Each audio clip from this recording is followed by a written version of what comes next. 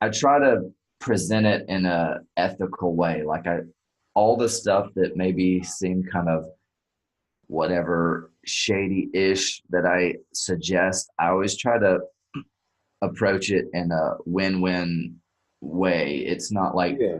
Well, like it's gray hat more. yeah, because I think you probably want to explain that a little bit for people who are new and might not really know what. yeah, so like again, there's like whatever three main levels of SEO: white hat, gray hat, and black hat.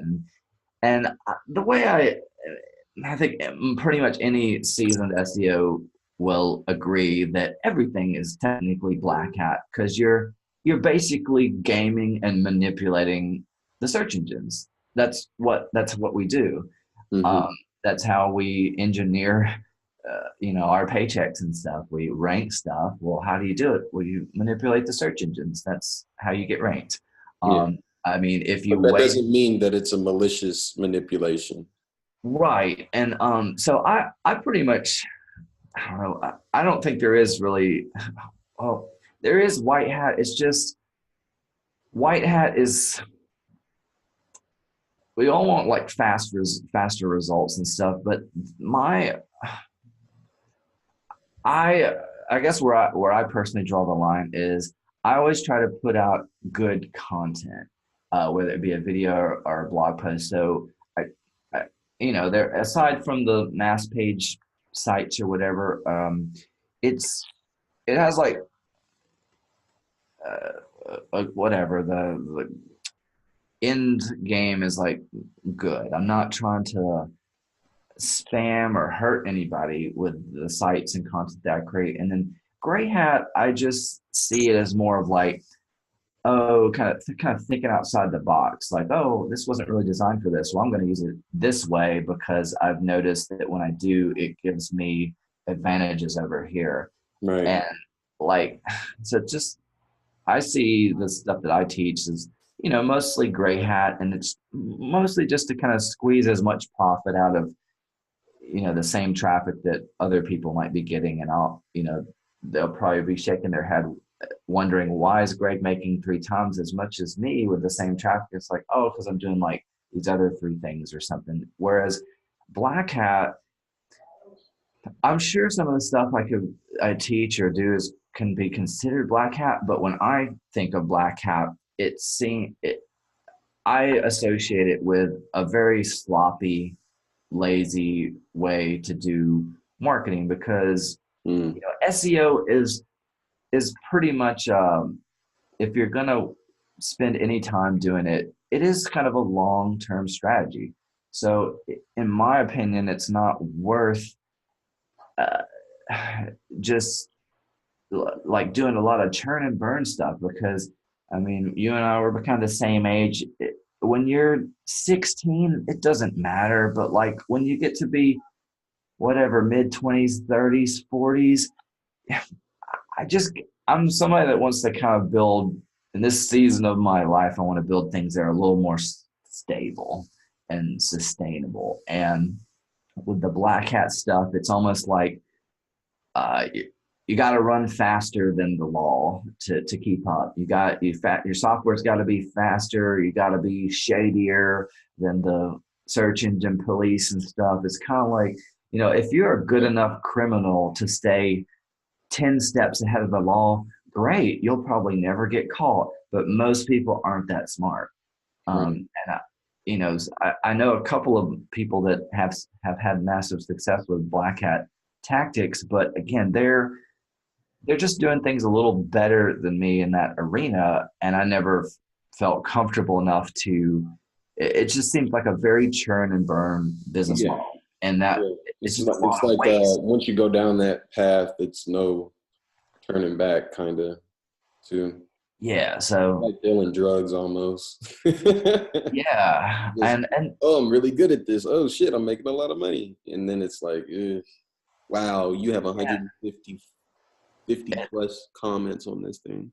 I know, and it's funny they're like coming in as we're speaking, but it's there's so many topics to talk about on this, and like one I also want to bring up is they I want to cover this one too, but they uh, let's see. Um, I'll address this one while I'm thinking of the other one. So yeah, so kind of building on one of the previous comments, they're like, oh, this is dumb to brag about like non-traffic generating keywords. Like it shows me he has no real talent. It's like, well, it took some skill to do this. So um whatever. Again, it's not for the money. It's just to brag. Um and so yeah. Uh, People uh, just people just want to hate too. And yeah, if it's so easy, why doesn't she just do it? exactly. I never And what's the point of wasting your time doing that? Like I like this interaction me and you are having, but I think I looked at this, I clicked on like maybe or haha, and then I didn't leave a comment because I'm like, I don't want my phone to be pinging I all know. day about people, talking shit about Greg because he did an experiment. Like, I know. what? And this I finally thought of what I was about to say. So this again, this was just for fun. Just I thought it was good. I was just talking to our friend Tyler, and I was like, I I this was not how I'd planned my day today. What I had in mind, I woke up and I was so excited to make this post, and I was just going to post it and then do some work and come back and check on it. But then it went crazy, and I was like, this can just be a total time suck, and it's a big waste of time. I've left like two comments. It's just I haven't even read them all. It's so many, but there. This is you know you may wonder why, first off, people don't come out with courses on things like SEO. This is Mm, a very good example of why people like I mean, the only reason I have exposure really is, and people know my name, is because I have a course. The reason why most people that are at my level are doing crushing it more with SEO or anything, the reason they don't have courses or masterminds or any of this stuff is this, because people, like, if they know what you're doing, they'll, sometimes people will attack you. And I say it a lot, like I really desire to be, I don't desire like to be rich and famous. I want to be rich and anonymous. And this is why, because, it's better a lot of times if people just don't know what you're doing, because they'll just attack you and you can just make your money under the radar. Nobody knows your name. They probably stumbled across many of your websites and your videos, but if your face and your voice isn't in them, they don't know who's behind that website. I mean, I thought it was funny if these people that were um, naming off rip-off reports. I thought it would be funny if like they didn't know, but I actually owned rip-off reports. That'd be hilarious. Like, good luck. Next level. No, I But love it, man. I think you're 100% right. Being anonymous is really the way to go. And things like Facebook. So the power of this is the exposure, and probably next time you post, it'll get a lot more reach yeah, because obviously you're getting a lot of engagement. So the algorithm's going to hook you up. But like you said, anybody who's a productive person or seeks to be more productive, Facebook isn't built for us. It's built for consumer mindset where you just fuck around all day. much. I mean, this is just a big whatever time suck. This is the It's opposite of true. Yeah, it's a lot to read. productivity. I mean, this could lead to more sales of the course, but like, again, damn it. You could spend all day and way too much mental energy just replying to this stuff, and it's probably not going to make you much more money. And Right. It's so, super interesting though, man, this world we live in. I was watching a video after making cleaning up my blogs and making them pretty and feeling really good about the opt-in stuff and just having all that stuff in set up. And I was like, all right, well, I'm going to watch this video that YouTube suggested about Instagram influencers and how to become one and how to do this and how to do that. Because I was driving a lot of traffic from my Instagram, even though I don't have a whole ton of followers. And I read it and I was like, you know what? This seems like a good idea, but man, I don't think I want to be that person where you're constantly interacting with people. I don't like interacting with people, first of all. I'm really more introverted. So like to have to force social engagement online, people I don't know, and act like I care, it's just going to kind of not make me happy, you know? So Yeah.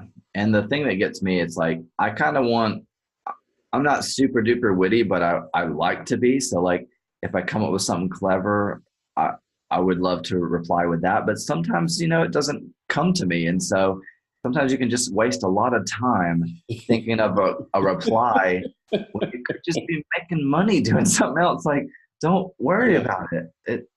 So It's yeah, super interesting, man. Super interesting. Yeah. So I'm if you're a glad new we documented SEO, this, man, because this is incredible.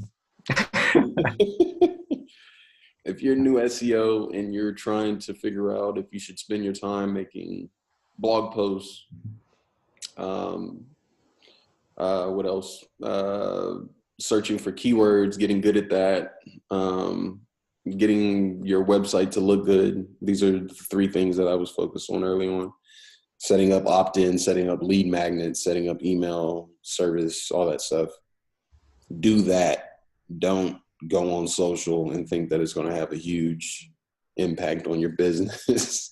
It's kind of like an add-on, and I hate to say that. It's not like a negative way, but I think that Greg is a good example of that. He killed it under the radar. Wasn't doing a whole lot online until he had his course, and then he started building out his groups and getting active. But that led to a business that was already established, right? It was a funnel for him to point them towards his course. A lot of times when people start out, they want to get popular online and then they want to start creating things. It's like, dude, that's kind of backwards, isn't it? Yeah. And easily you can kind of go down a rabbit hole and never come back, is what I think. Yeah, it just and it's a kind of a distraction. I mean, that's the frustrating part. Like, I want to help as many people as I can with the course, but the more people that come into the course and that chime into the Facebook groups and stuff, like, somebody needs to engage with them, and it can't be me all the time. So now I have another expense. So I have to like pay people to engage with that other people in the group and stuff, and that's great. But like, again, these are all things that don't exist when it's just you. When you're just under the radar, when nobody knows what you're doing, it's great. You got no bosses, no employees, and just money, and nobody knows your name, and it's wonderful because you're just anonymous. I love it. But some people want fame. That's fine if you want that, but just know that it comes with a challenges, because I mean, I would hate to be kind of actor, super celebrity status, because there's certain places that you can't go now because you're just too famous. Like, I I like what uh, Matt said last night about me. We were talking to somebody, and he was like, honestly, I kind of like, I think that where Greg is like kind of the, if there is a ideal fame level, it's kind of like there. Like, he's like kind of famous, but like, but only to a certain group, but not too famous. Like, if I walk down the street, most people don't know me. That's fine. But like at the event last night, this happened again. Somebody in the room knew me that I didn't know them. They came up to me and they're like, "Hey, my name's Chris." I said, "Hey, I'm Greg," and they're like, "I know who you are." I'm like, okay. Um, that's cool, but that's about as popular as I want to be. It's I. You've probably heard this quote with Michael Jordan, and always kind of stuck with me. He's like, become so good at what you do to the point where when you walk in a room, you don't need to introduce yourself. And I like that, but I kind of like that just in the context of like SEO, affiliate marketing, ClickFunnels. It's nice, Not the general public. Yeah. Yeah, it's For it's it's sure. really nice when, we come to the internet marketing party each month now, and we go in there and we know like a half of the room. It's nice because everybody's friends now. It's a lot better feeling than walking in there and you don't know anybody. It's just That's like, how it was for me about a yeah, year ago. It was kind of funny. yeah. But yeah, But now man. you're balling, getting those affiliate checks, trading, Oh man, I'm trying. Oh my gosh. I and definitely I'll chat with you off camera about how that's going and what I think the next steps are. But no, man, I appreciate you sharing that story. I'm sure inevitably I'll run into a similar situation where I'm either I guess they call it deranked, or maybe I got some nasty comments on one of my blogs, or I doubt I'll get attacked on Facebook, but because I'm not famous yet. But I think I think everybody will deal with it. Like I said, Kevin had to deal with that, and he was trying to move his sites from one server to another, and there was like a whole thing behind that. yeah, that's kind of like, so all this, I mean, there's some good and bad, try to extract the good out of it, but there's some bad that does go along with it. And it's real stuff that companies face all the time. Like it's the negative stuff that can it's like you're, even when you're doing good things, like you've got a site, you got good content, you're trying to send relevant links to it, everything's quality about it, and then some dummy out there comes and just tries to attack you, Mm, and you can spend a lot of money and time and energy trying to fight that, and it's just frustrating because it prevents you from moving forward because you're using all your resources now to protect the thing that you have. And it's I mean, it's something to be aware of because it will most certainly happen to every single one of you on this call, or this listening to this, at some point in your business. yeah. um, if you're doing like the last business I worked at, last job I had, we were doing millions and millions in sales a year. So we were like multi eight figures. And one thing the my boss said, he was like, you want to be the kind of sweet spot of business is like, you want to be like comfortably crushing it, but you don't want to crush it too hard because you'll get the attention of the bigger brands and they'll come and try to like crush you. Mm, Um, so it's like, and so we had sold a lot of volume on Amazon. He was like, kind of the sweet spot for Amazon is like, you want to be selling like a lot, but not too much. Because if you sell too much of your product, you're going to get the attention of Amazon. They're going to be like, thanks for the data. This is apparently a popular product. Now we're going to either like suspend your account, or we're going to come out with our Amazon basic product, sell it for cheaper, lowball you, sell it at a loss, and drive you off of our marketplace. But thanks for the free data for letting us know that customers like this product. Now we're going to destroy you. yeah. So you I've seen kind that of, happen.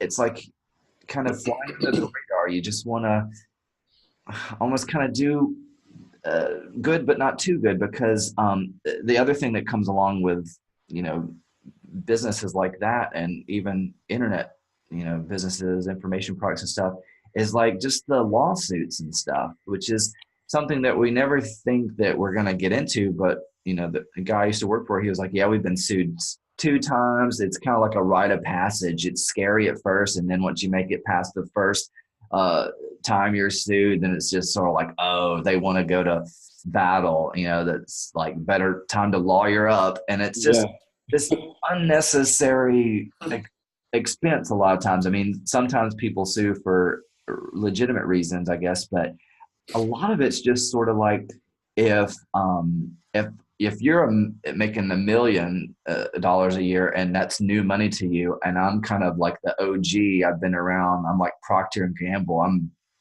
Mr. Billionaire over here, and I've got more money than you, and I want to destroy you, then I can just, drag your ass out to court to the point where you have no more assets left because you spend all the money on these and just to be in court, and I've got more money than you. So I'm Right. gonna, A matter of time. yep, and you're gonna run out of funds, and now you can't run your business, so you gotta shut down, and I win. Super interesting. Yeah, it's a business tactic for sure. I wonder if there's any kind of like business insurance or lawyers that deal specifically with internet, like affiliates and product sellers and stuff like that, right? Maybe there's a branch of niche lawyers that deal with harassment, like what you're dealing with right now, right? I don't know. I think it'd be interesting to look into and understand. I kind of want to throw this in here too. Like I really like how you're documenting these conversations because nobody else is really doing this. I feel like the other people that I've chatted with, it's always been interview style. This is more conversation style. This is like what you and I talk about off camera Hmm. most of the time, and most people don't get in on those conversations. So this just whatever, take this for what it's worth. It's kind of like kind of a whatever, maybe kind of a shady way of doing business, but whatever, business is kind of cutthroat. And so this There's is a one of black the, hat coming out. yeah, this is something that's always stuck with me because again, it's like, I don't know if it's just a business thing or like, you're a guy, I'm a guy. We kind of just want to like conquer the world and we want, what do you want? We want more. We want everything. We want everything. Like, I always think of games like Settlers of Catan or Okay. Monopoly or Risk. I'm like world domination. I want all the resources, and so this is an example, a real example of this happening. So the guy I used to work for in college, he worked for Papa John's, and they were kind of a newer company back then, and they just had created a presence in Texas, and I believe they're like what do you call it? Their corporate office was in Austin, I Mm. believe. And so just his luck for being here. And so he started working for Papa John's and, got to meet John, the owner, and everything, and go to all these events. And so he got up into management, and I don't know how this information gets like fed down. He learned about this, but he told me about how they would kind of take over the people that they were sourcing things from. So the ingredients and like the uniforms and stuff that they wore and stuff, they slowly but kind of consumed those companies. And here's how they did it. So let's just say that he's big on John was really big on like sourcing the best ingredients, the best and stuff. So like they use like these special tomatoes, and this is all just from him. I haven't researched this and gone and double check this, but Yeah. they like to use these special little tomatoes for their sauce because they wanted it made in a certain way, and they got it all from this company I think out in California maybe, and it was like a mom and pop operation, but Papa John's was starting up, and they became one of their biggest customers. And Papa John's expanded and grew to a point where at some point they were doing so much volume that Papa John's became pretty much like 80% of their business or something, like Damn. just a very, very large amount of their business. And then I think Papa John's was like, oh, you gotta like, we're only gonna pay this much for the tomatoes or the resource or something. Mm. Kind of put mom and pop in kind of a bind. They're like, well, we can't make any profit, and they're like, okay, well, we're pulling out. We're no longer going to be your client. Well, shit. They had worked themselves up to being basically the majority of their business. Now this company has all this overhead because they have to fulfill the demand of a client like Papa John's. And if they lose that client, they're basically going to have to close their business. Bro, that's So what they dirty. did was they were like, we'll pull out. Then their businesses was crumbling. And then Papa John's comes back in and says, well, it seems like your business is closing down. We're going to throw you this lowball offer. We'll buy it for like 20 million. And they're like, I guess so, because we don't want to lose our business. And now they own you. Damn. And they did. And he said they did that to, some of their ingredients. They did it to their uniform company. So they same strategy. They started using their uniforms or something, and then they have so many employees that they became the main client for this company. And then they did that same strategy, and now they own the uniform company. So kind of shady things, but it's not. This isn't Not isolated illegal. example. Yeah. This It's is just how the it's kind of shady. cutthroat corporate world works. If it, like And the reverse of that kind of, or another angle on that, is there are other companies that they buy companies just to eliminate them, which is, I don't know all the benefits of that really, but an example of that was a couple of years ago when I first moved out to Austin. There was a cool little tool called Posterous, posterous.com.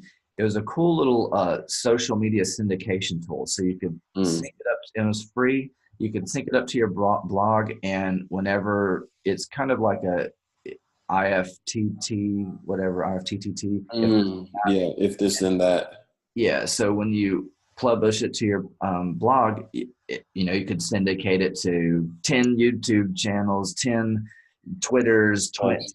WordPress. It was a great little tool. And then out of nowhere, Twitter bought them and they went away. And I Mm. was like, why? This is a great tool. But for whatever reason, Twitter bought them and that tool doesn't exist anymore. Mm. So I don't have a Interesting. reason for that, but those are just some things that can happen. But Yeah, I just want to help people kind of think outside the box more, because this is real life, man. This stuff happens. It's not theory. Like it's I think we've had this conversation before too, like with not bashing wealthy affiliate or anything, but more basic watered down kind of courses.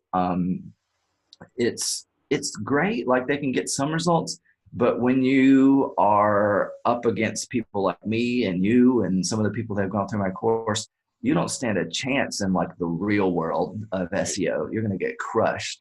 Yeah. Like, because you're into sports, you see this all the time.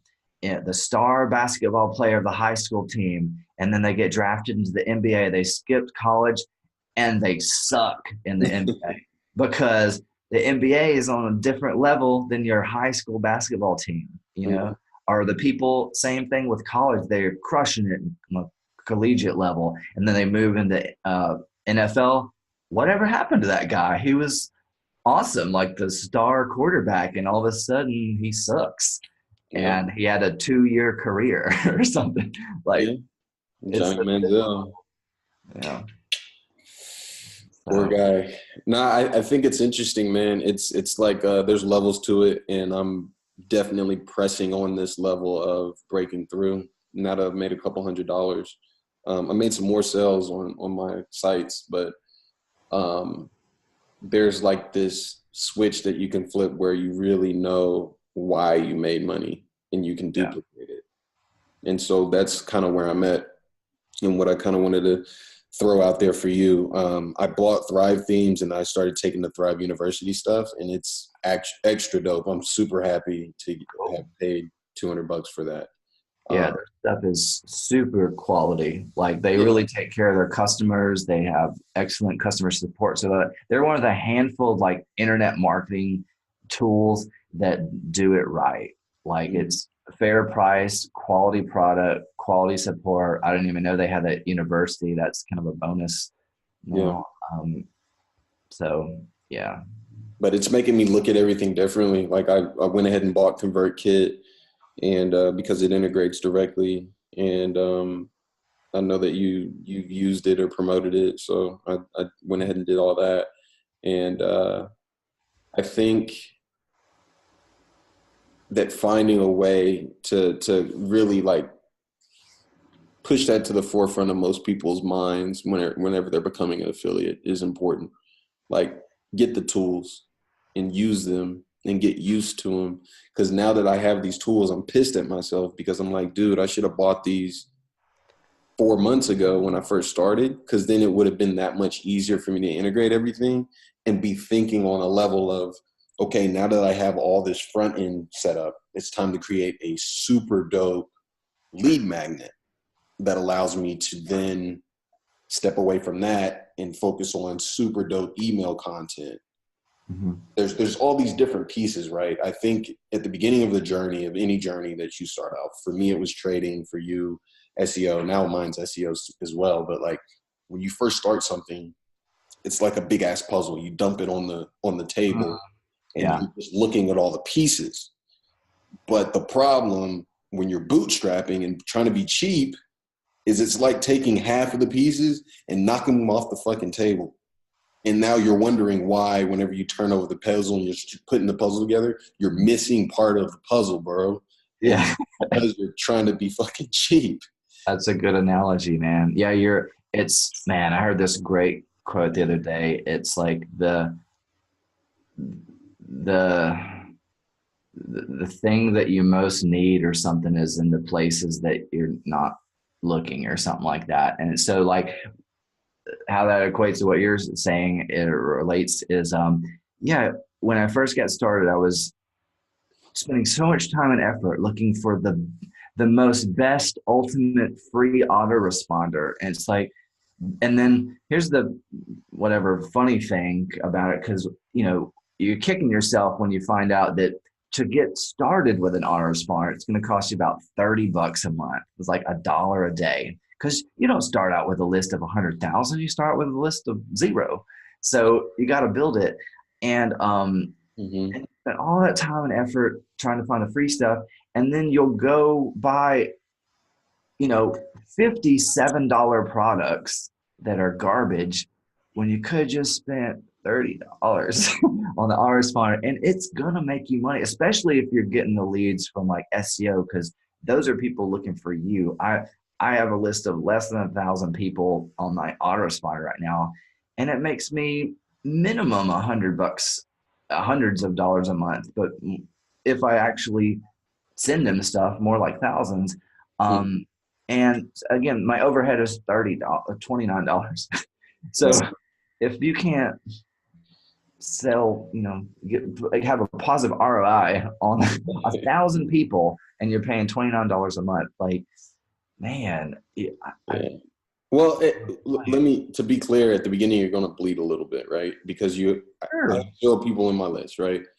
And I'm starting blue highlighted text, and I have all the ConvertKit in place. I've got Thrive themes in place, and I'm probably going to add other tools later. Now that I understand that buying tools is the fucking way forward, right?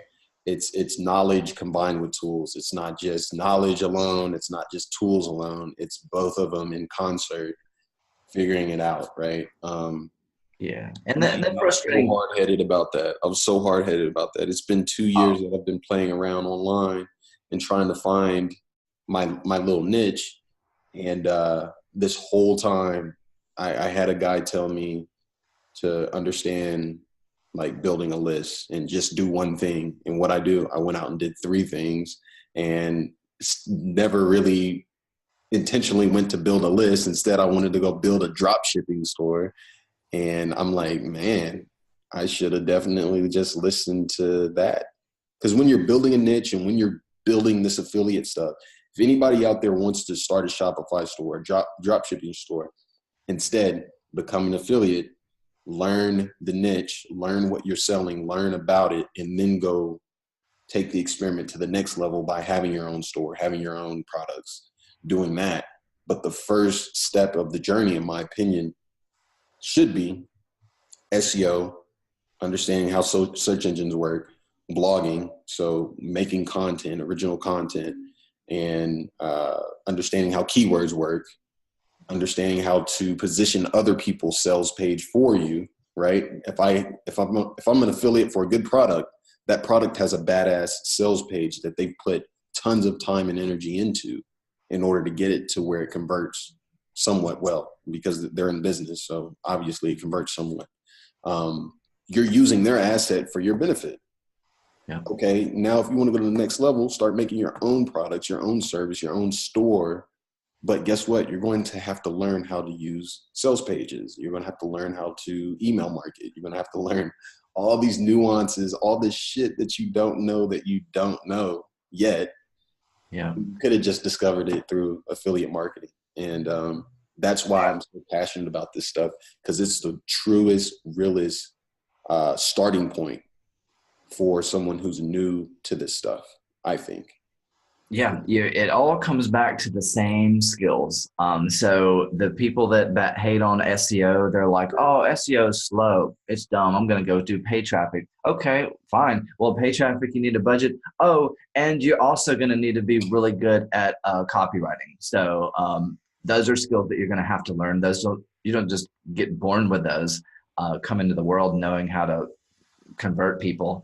So you're going to have to learn a skill, and the skills come back to you know, SEO, some sort of SEO, content creation, copywriting, email marketing, paid traffic, which there's a lot of skills you have to master with that, with copy, paid traffic, copywriting, and just tracking in general. Mm. And the tracking tools, sadly, it's like the people that know how to use them know how to use them, and the people that don't, well, there's hardly any training. So those are the speed bumps you're going to run into. So the thing about SEO, I mean, I feel comfortable about it now because I've been through the school of hard knocks, so it seems simple to me now. But yeah, it was a long journey of, well, this guy said this worked. Well, this other guy said that it doesn't work. So which one is it?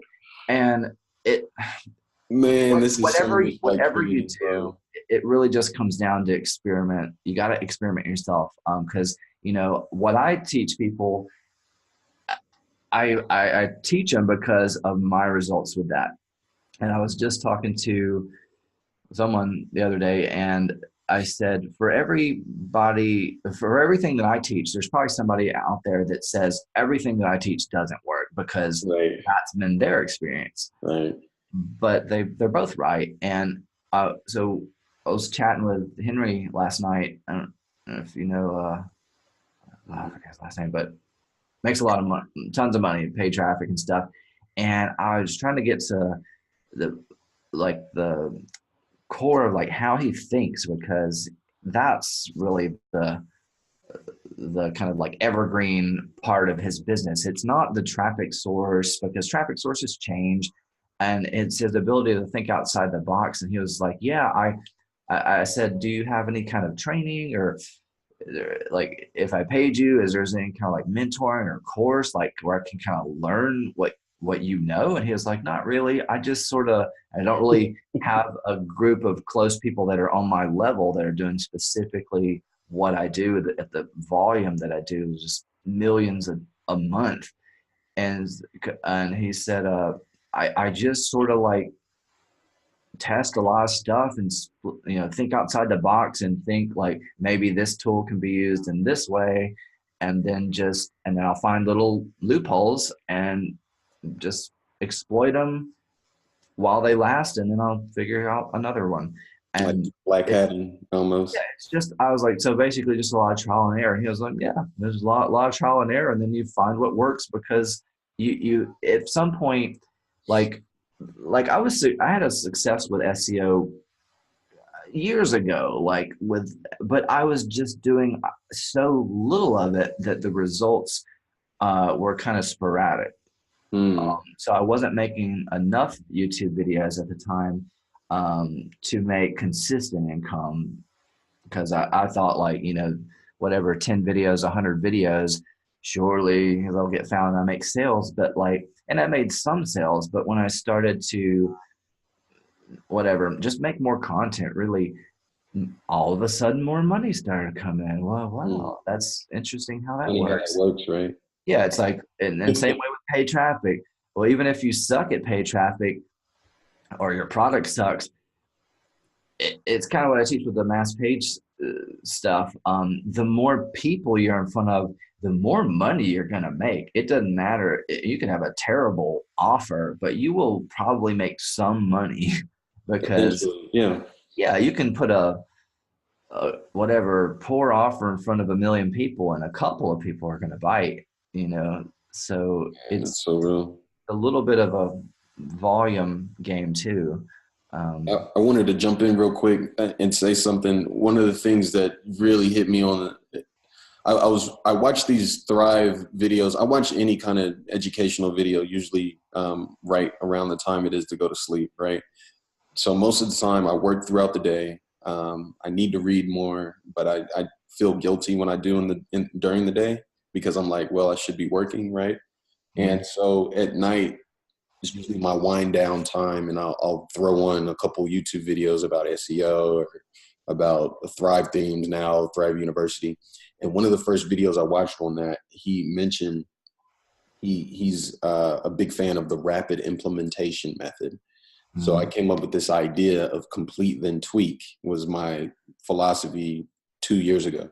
And so it's been working for me. And I've discussed this with you. Yeah, it's And when great. he said that, it hit right on the head. I was like, okay, I'm on the same wavelength as this guy. I'm not stupid. I'm smart. I'm actually doing the right things. How can I make more YouTube videos? How can I make more blog posts? How can I really understand how it is I'm making money with SEO? Because I love paid traffic. I watched Igor's stuff and I was like, man, this is fascinating.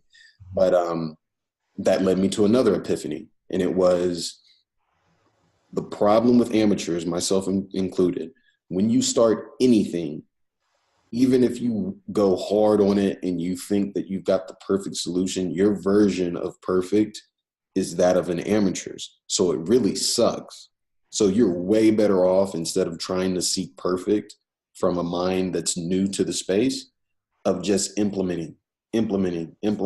You'll get better naturally as time goes on through doing it. You don't get better by thinking about it and thinking in a space of, I'm a beginner. This is what I think is the best. But yeah, that's based on a beginner's thoughts. So no, you don't know what the fuck you're doing, and for people to recognize that and then step back and say, okay, online marketing is all about tests. With Thrive Themes, I'm learning about A/B testing, and it's not a new theory or idea. Right. But I it's just never used it because I right. saw it and I was like, yeah, I don't need that. I just need to implement. Right. I'm gonna get it. I'm cocky. I'm gonna get it right on the first try. A/B testing is Oh, no, so no, no, important, no. bro. Like So important. almost every seasoned marketer, they're like, I'm wrong most of the time, and I know it, and so that's why I test and I let the data tell me what is right. Man, And like, and I think that's a just a really hard thing for us to kind of unlearn because we were same age, grew up in America and stuff, and like in public school at least, or most schools, we're graded whatever with whatever grades, and like if it's not the right answer, then it's the wrong answer, and you get punished for that. And so like we're conditioned to like, well, we don't want to fail. That's I right. mean, A/B split testing means that one of them lost, Yeah. and and and like it's the only way you learn, trial and error. Like you're not, don't think, I mean, even the best copywriters out there that know how to write stuff that converts, even they split test. Mm. And they've read all the copywriting books and can write us an effective sales page. And like I Well, wish people would get just this. Get this idea, right? So while I'm doing the A/B test, I'm watching the thing about it, and I'm like, holy shit, that's right.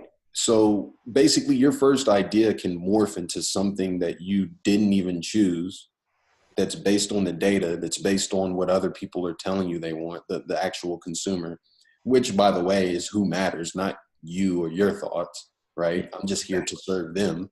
exactly. And on top of that, the last point that I want to make on it is testing costs money.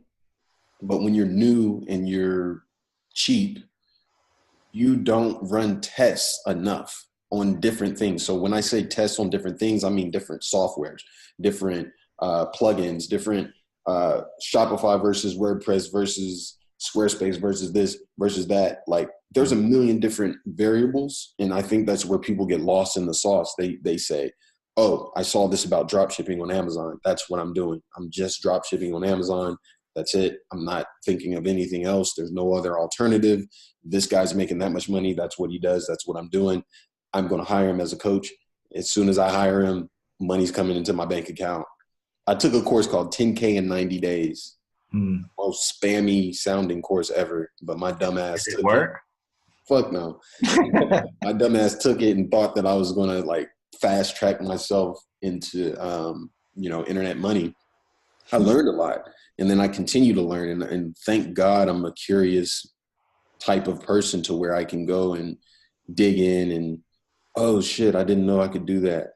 Well, And I think I want to kind of yeah, piggyback on that too. With I think that you have to have a lot of curiosity with this, but also I think it takes a little bit of a degree of stubbornness too, which I'm super stubborn because I yeah, mean, when you think about all the failure you've probably gone through in the last decade with just the things that you actually are passionate about too, like with trading, all the failure that's gone along with trading, if you think back, you gotta be like, man, I'm one of the like most stubborn motherfuckers ever. Why can't I give up? But like I yeah. can't. Because I know the only like I don't know how you make sense of all this, but years ago I just said it just came whatever hit me one day, and I was like, you know what? High school can be such a painful time because kids are mean and like if you got braces and pimples and stuff, like your life is just hell. And in that little bubble of high school and grade school, it seems like everything matters Mm. in that environment. And then you get out into real life and you never see those people again. And you figured out that it didn't matter. And so I just kind of along the lines of like unlearning stuff, I just whatever it hit me one day. I was like, man, if I want to make we both came middle class. I Mhm. don't ever anticipate on getting some multi-million-dollar inheritance because my parents have never made that. So I don't know where that's going to come from. So if I want to be a multi-millionaire, I'm going to somehow have to create that myself. And especially if I want to achieve that while I'm young, well, Greg's going to have to make that. And Yeah. so I just came to the whatever conclusion when I came out to Austin. And I had a girlfriend at the time, but I was alone out here because it was long distance. So it was just me here. And I was like, the only thing between like standing between me and my goal is the 24 hours and a day that I have that everybody else also has too. So like I need to figure out a way to, use those hours to the best of my ability to work towards that goal. Like I've just got these 24 hours. I need to use them as wisely as possible. Yeah. And like I'm not the first person that's tried to make $1 million or whatever. So it's been done a billion times before. I just need to find a way that works. And so yeah, just it kind of hit me with the time thing. It's like I can Yeah. throw out all that worry, all that concern, all of like opinions, like these comments that are coming in that tell me I'm dumb and gay and stuff. It's like I don't care about those people because What's the count right now? so when we started, I think it was like 110 when we started, but it's already up to 189 comments now. So Holy shit. crazy. They just keep coming in. But yeah, just again, I don't know how you make sense of like what you're working on, but you kind of It's have to. hard.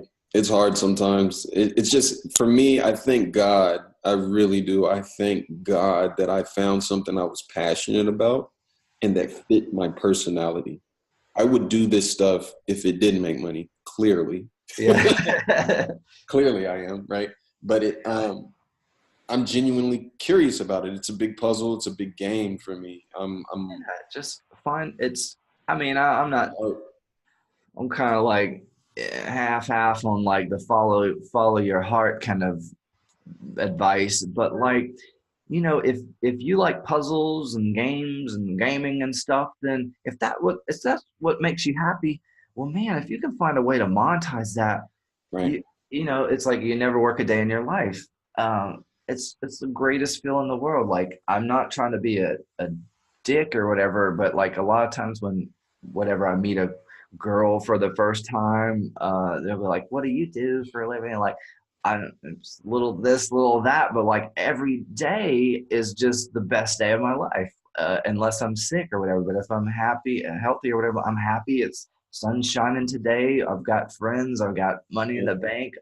I love what I'm doing to make more money. So like it just kind of naturally I talk about it that way because I'm feeling happy on the inside. So I just want to like That's share good. that with other people because it's the truth. I'm not trying to be cocky or whatever, but it's just Yeah. like this is what I always dreamed of. This is incredible. Well, it makes the painful times easy. For me, it's a rough time, but I'm sitting here smiling, happy because I feel like the breakthrough is coming because I am actually passionate and interested in making it better, making my sites better, making my keywords more like making my stuff rank, making my offers better, all that. Like I enjoy the puzzle, right? It allows you to get better easier. It's kind of like playing a sport. If you're playing a sport you don't like, then you're not going to practice. Why, you don't want to practice. Yeah. I don't know if I told you about this, but there's a documentary that came out it, kind of examining some of these top athletes, and Wayne Gretzky was one of them. And he in the documentary he said he'd have these moms and parents come up to him all the time. It's like, you're the greatest hockey player in the world. Like on average, how many hours a day do you practice? Because that's whatever you do, that's exactly what my kid needs to do to replicate your success. And he was like, I don't really practice very much. But I play a lot of hockey because I love it. So I don't like hit record that how many hours I spend shooting pucks. I just love to do it. I would do it all day. Right. So I don't have a regimented like 3 hour block daily that I practice because I fucking love it. And they just couldn't figure him out because he That's was so cool. I saw. I'm a huge Mayweather fan, and he said the same thing. The people around him, they interviewed him, and they were like, "This dude will be at dinner and get up and start and go run around the block real quick, or he'll be at a nightclub and leave to go run or go train." And his training is sporadic. He'll train at 2 a.m. He'll train at 3 in the afternoon. It doesn't matter. And he's just in this constant state of training, which I think is super interesting to be able to balance because you can overtrain and get hurt. But like he's been able to find this sweet spot where it's like he's naturally always ready. So he's never like needing to get ready for a fight. He's always ready because nice. he is a boxer. It's who he is, and Yeah. that's super aspirational. Like if I could, I look at myself even with trading. I look at it like an art. I'm an artist in my own eyes and how I look at it. And I love writing and I love trading. And if I'm writing and doing SEO stuff, I'm still writing. It's the same skills, Yeah. I mean, it's the blessing. yeah, and like when again, I'm not really. Everybody's got different approaches on their way of getting ahead. I try not to like bash put you down in order to lift me up and stuff. But it's really nice to when you are training continuously at your discipline to the point where when someone calls you out, you're like, since you've been training for years, it's like, oh, I've been waiting for this moment because like I never get to use my skills to their full potential. Like, so when, these people are like bashing me, like, yeah, you suck at SEO, blah, blah. And like, do you want to like go head to head? Cause I mean, I've been training the last decade for this. This is what I live for. Um, Yeah, we'll hell see. yeah. Yes. Um, And so you get to approach it with fun. And most people, if they get in a fight, Mayweather's probably enjoying it, right? Most people, they're like terrified, like, fuck, I never do this. I might get hurt. This sucks. You he get all probably nervous. like I saw like his last fight, and again, I'm not really big into boxing, but I have to appreciate the like it doesn't seem like he's moving fast, but you just look at the people that are swinging and how fast they're swinging, and he misses every single one. And he probably gets stoked when people are like want to fight him because if I was in his position, it seems like maybe he I don't know how he approaches like their fists coming at him, but it seems like maybe it's like a math equation. He's trying to like, figure them out. And he's faster than them. He knows what they're going to do before they hit. And that's just to see that is incredible. Yeah, I think that's why everybody's addicted to sports and seeing people excel at things. Because when you see greatness, you're like, wow, how can I do that in whatever I'm doing? If you're thinking on that level, right? Exactly. How can I do that in SEO? How can I do that in trading? How can I do that in whatever it is? And super interesting to be able to translate that mentality into. Yeah, and it overflows into other areas of your life too, because like we're kind of driven, but not just in entrepreneurship. That also overflows into health. So, Yeah, and for all of our friends, we all go to the gym. We all are slowly trying to eat healthier and healthier and healthier, and like it overflows into all areas of your life. So it's like not just one area gets better. Usually, that you take that same approach into all areas. So it's like I'm driven. I want to get better and get stronger in the gym. I want to get a bigger bank account. I want to get really good at what I do. I think I've mentioned this to you before, but my high school art teacher, the last thing he said to me, it was like an epic last quote from him. The very last thing I heard from him when I walked out of the art building in my senior year, he was, I don't know why it worked out this way, but I was like walking out the door and he was like, Jeffries, because he would always call us by our last name. He's like, Jeffries, when you go off to college and life and stuff, he's like, just want to let you just remember this, pick one thing in life and be the best at it. And he's like, you can be good at more than one thing, but pick one thing and be the best at it. nice. And I was like, wow, that was like epic advice there and you really need to find that thing. Because I mean, it's cool to be a jack of all trades, but you need to master something. And the example I like to use is doctors and stuff. If you go to get a hernia surgery or something, do you want to go to like the general practitioner, or do you want to go to the guy that specializes in hernia surgeries and has had 2,000 successful hernia surgeries under his belt or something? Like, you want to go to the specialist. Every time. So Literally 2,000 under his belt, literally. yeah. Nah, that's cool. That's spot on, man. Say no more. It's the truth. That's what people need to hear. But anyways, yeah, I hope people who are listening are encouraged to go on the journey. It's not a get rich quick. It's definitely you're going to spend money, man. Stop. If I could tell myself anything, my former self, I would say stop holding onto your money thinking that you holding it is helping your journey, because it's not. You need equipment, and then you need to upgrade your equipment, and then you need to upgrade it a couple more times. It's like a role-playing game, like a video game, right? You Yeah, level up. you may have seen this example too, but like, when you hold on to something, yes, you're not letting it go, but since your hand's closed instead of open, it's also not allowing more money to come into your life. So, Ain't that the truth? you Yes, know, sir. just don't take ridiculous risks. So like if you're only making a couple $1,000, don't take the risk and gamble of getting yourself $1 million in the hole. Make it relative to your income. And Yeah, if you need to obviously, right? make more first, it's worth it or whatever. You don't want to dig your hole so deep that you have to spend the rest of the next 5 years digging yourself out of that hole, because that's just it's frustrating going backwards. But yeah, man, you're gonna fail. You're gonna have a lot of trial and error. You're gonna spend money. You're gonna get screwed. Welcome to life.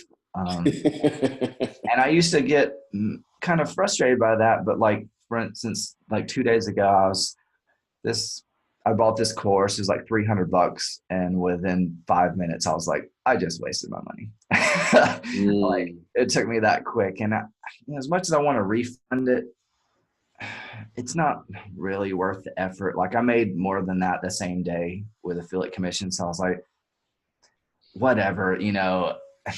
it's helping that guy out. He just sold a course and he's probably happy. And also, not to buy from him again, at least Yeah. not while he's at the level he's at, Yeah. whatever.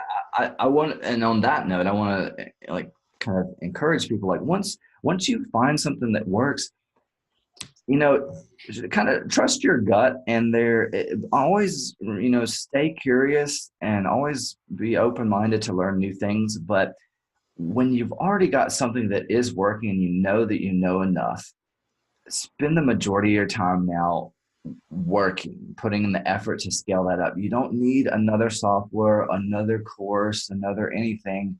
Just scale that. I mean, it's hard enough to find the thing that works. So once you do, Yeah. work at scaling that up. You found something. Congratulations. Now work it.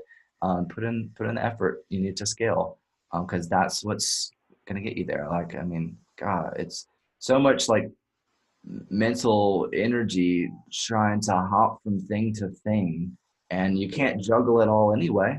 So, you know, once you find that thing, stick with it, man.